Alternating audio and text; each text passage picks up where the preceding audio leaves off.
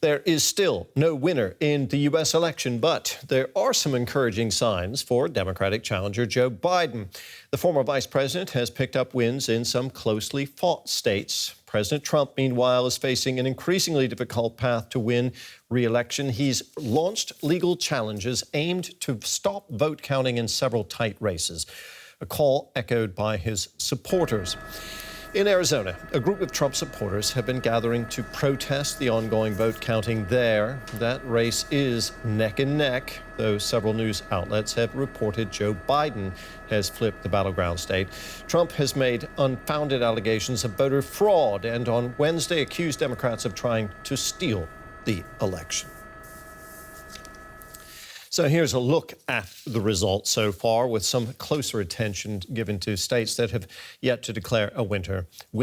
Our figures showed Biden currently on 264 and President Trump on 214. That puts Joe Biden just 6 electoral college votes away from the 270 needed to win the presidency. Wisconsin has become the latest state to fall into the Biden column. Its 10 electoral votes, which Trump won in the last election, now go to his Democratic challenger.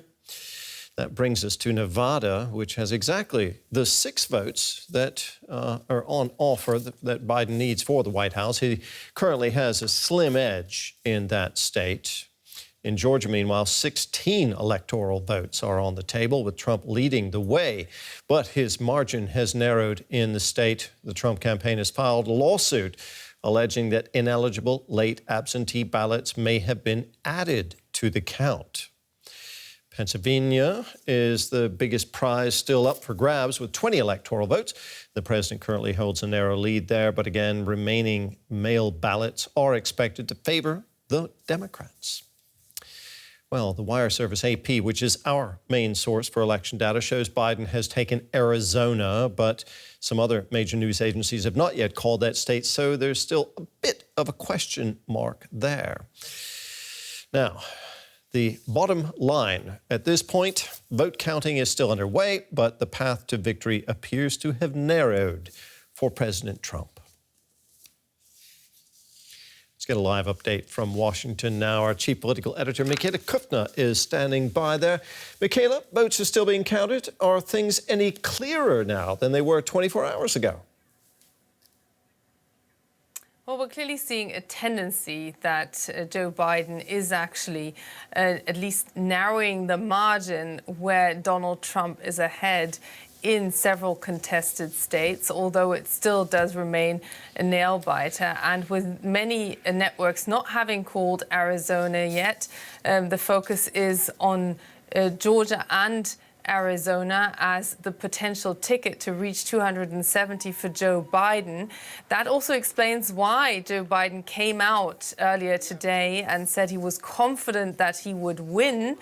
On the other hand, we're seeing Trump's camp basically file several lawsuits, which a Republican legal expert on national television here has referred to as Hail Mary lawsuits, meaning that when a candidate realizes that it's getting very tight, this could be a tactic not just to win a suit over individual ballots, but to potentially delay results being declared, which could then change the whole process unless that lawsuit can be resolved by the time the Electoral College gathers on the 14th of December. So there's still a couple of legal aces potentially up Donald Trump's sleeve, but behind closed doors, you can already hear from Republicans that they're not for it. This is clearly something that Donald Trump wants to push ahead with, and he's clearly on the defensive here.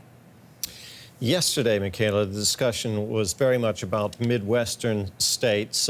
Today, the focus is more diffuse. We're looking at states like Georgia. What's the situation there? Yes, because all of a sudden, Joe Biden looks like he's the first one in many years to get a chance to turn Georgia the Democrat way. And throughout even this night, we've seen that initial margin where Trump was leading melt away from some 33,000 votes ahead to some 23,000. And we're expecting fresh data to come out of Georgia throughout this night at some stage, and that could very well seal the presidency for Joe Biden, or it would signal that, yes, Donald Trump still has a mathematical pathway to remain president. What are we to make of the Trump campaign claiming voter fraud in the counting process, etc.? Is the voting system in the U.S. not considered very reliable? Well, he certainly has himself stated several times that he doesn't believe in it. He said on Pennsylvania, which has 20 electoral college votes, that he thinks very bad things are happening there. I had the chance to actually ask the head of the Election Observer Mission, the International Observer Mission here in the United States, of her assessment, her team's assessment of the elections here. In his statements, he has undermined the voters' confidence in the electoral process. That is a fact. We have that on record. And the challenges that are faced here in the United States is rebuilding that trust in the system. Hopefully, the work that we've been doing here, very fact-based, will also serve in some measure to reassure people that how this election actually was conducted and that we did not find systemic evidence of wrongdoing.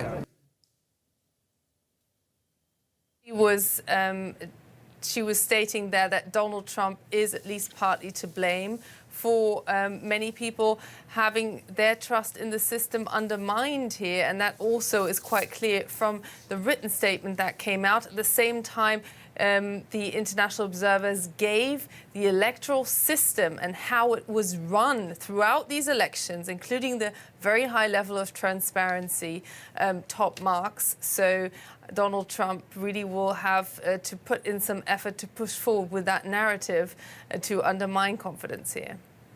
Michaela, thank you very much. That was DW's Michaela Kufner in Washington. So how are Americans coping with this uncertainty? Our reporters went out on the streets of Washington, D.C. to gauge the mood. Today is a very tense day for many Americans. I believe personally as a Republican that Trump won in a landslide, but because of COVID and the ballots, that 300,000 ballots overnight were found in every city in the swing states for Biden. I think that the elections are just another reminder about how divided the country is right now. It's remarkable that, almost half of Americans think that Donald Trump is the single worst person to be president, and the other half think that he's the single best person to be president. I'm just overwhelmed. I am so stressed out. Yesterday it was anxiety, but this morning I broke down and cried because of the possibility that Trump might be in office again. My mom was saying earlier she feels really misled by the polls. I'm not really up to feeling angry at anyone. I'm just feeling sad. Well, U.S. voters there commenting on the unclear outcome of Tuesday's ballot. DW's Peter Röller-Dahl has been following this election from the beginning. Peter, many people were concerned going into this election that there could be unrest if the vote count wasn't clear or if it's contested. Well, the vote count is not really clear. It seems to be contested. Are we seeing any unrest?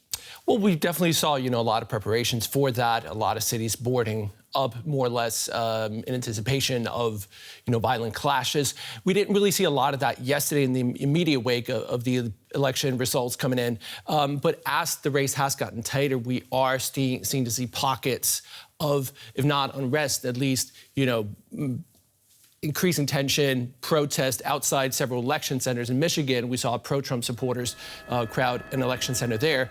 Right here in Arizona, what we're seeing here in Maricopa County, where we're expecting new results any minute now, we've seen Trump supporters essentially gathering there for for hours. That is a race that has been tightening dramatically in Arizona. Biden is currently leading, but it's also a state that Trump won by just 90,000 votes, half of which came from that county. We're awaiting about 15% of the ballots there are still left to be counted. So anything could really happen. So a lot of tension, a lot of uncertainty right now. Anything could happen. Well, Donald Trump's lawyers they're saying they're going to file legal challenges in a number of key states, particularly ones where Donald Trump is not doing so well. This could really still get messy, couldn't it? It absolutely could. I mean, the Trump campaign is currently considering legal action or has already filed lawsuits in Arizona, Michigan, Nevada, Pennsylvania, where there was a decision ahead of the election to extend the amount of time that they could count votes, especially these mail-in ballots that have been so contested. In Wisconsin, where Biden is up by less than 1%, which allows Trump to demand a recount if it stays that way. Essentially, this means that even if Biden backs Nevada, Georgia, Pennsylvania, which would take him to 306 electoral votes, which is exactly the same amount of votes that Trump got in 2016.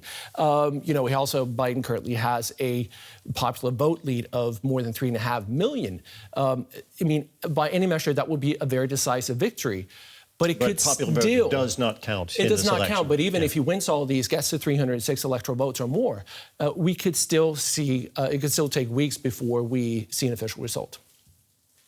Peter, thank you very much. That was DW's Peter Dahl. Thank you. Well, we're into a second day without a conclusive result in the 2020 U.S. election. While there's little to back up claims that doubt the integrity of this election, this wouldn't be the first time the U.S. vote counting process has come under scrutiny and taken more than a few days to name a winner. November 2000. Republican presidential candidate George W. Bush seems to win Florida. But the results are so close that the rules demand a recount. The whole election hangs in the balance. Democratic candidate Al Gore requests a manual recount in certain counties. Recounting by hand took a long time. A legal battle slowed vote counting down, and the state overshot the safe harbor date, December 8th. This allowed the Bush campaign to ask the Supreme Court to stop a new statewide recount, which it did. Bush was declared the winner by a margin of just a few hundred votes. Fast forward to this November, another election without an immediate result. The established law in some states is that counting early and mail-in ballots can only start on Election Day. And this year, the corona pandemic meant millions of people voted that way. Counting all these ballots takes, guess what, a long time. We don't know how long yet, but that December 8th safe harbor deadline is starting to become visible on the horizon. President Trump has already said he intends to use lawsuits to slow down or stop state counts, which could push them past the safe harbor date and make them vulnerable to challenges. His first comments after polls closed pointed towards this. He falsely said counting votes after Election Day was illegal. We were getting ready to win this election. Frankly, we did win this election. This is a major fraud in our nation. We want the law to be used in a proper manner. So we'll be going to the U.S. Supreme Court. His Democratic opponent, Joe Biden, had been expecting this and tried to take the wind out of Trump's sails. We knew because of the unprecedented early vote and the mail-in vote that it was going to take a while. We're going to have to be patient until the hard work of tallying the votes is finished. If undeclared states miss the safe harbor date while there's still no overall result, the U.S. Congress and Supreme Court could get involved, bringing back memories of the bitterly divided 2000 contest. Well, let's get some reaction from Europe now. Our Brussels bureau chief, Alexandra van Namen, is monitoring that for us. She joins us from Brussels. Alexandra, what do Europeans make of this U.S. election limbo? Well, Brussels, the whole Europe is waiting, watching, holding its breath. And when we look at the heads of EU institutions and NATO and most of EU leaders, we have to say they are silent. They know what's at stake right now. But those politicians who did comment, they reacted mostly with dismay to President Trump's premature declaration of victory, to his allegations of fraud. Most of them saying that they are afraid that there could be a constitutional crisis in the United States that could have international implications. German Foreign Minister Heiko Maas, for example, also pointed to the deep polarization in the US, and Manfred Weber, the chairman of the European People's Party in the European Parliament, said that this polarization is a warning for Europe to take this issue seriously. Transatlantic relations, Alexander, have been strained during Trump's presidency. You yourself covered the White House for quite a good chunk of that. Do you see any chance of those relations improving if Trump gets a second term? If Trump gets a second term, then we have to say that many people here fear that that would be a disaster, a further damage to the transatlantic relations because of what Trump did. He pulled out of the climate agreement, Paris Climate Agreement. He pulled out of the Iran nuclear deal, but also because he is someone who disrespects European institutions, international organizations. So it's really difficult to imagine how the European Union could work with him together to tackle those issues that matter to them. How much of a difference would a Biden presidency then make for ties between Europe and the U.S.? What do you think? Well, I think that there would be a huge difference. The Europeans are really hoping that if Joe Biden gets elected, there would be a change of the atmosphere, a friendlier tone between Europe and the United States. They want to see someone in the White House who they can rely on, who is predictable, who they can sit together and talk about those issues that I mentioned that are important to both Europe and the United States. Alexander, thank you very much. That was DW's Alexander von Naumann, our Brussels bureau chief.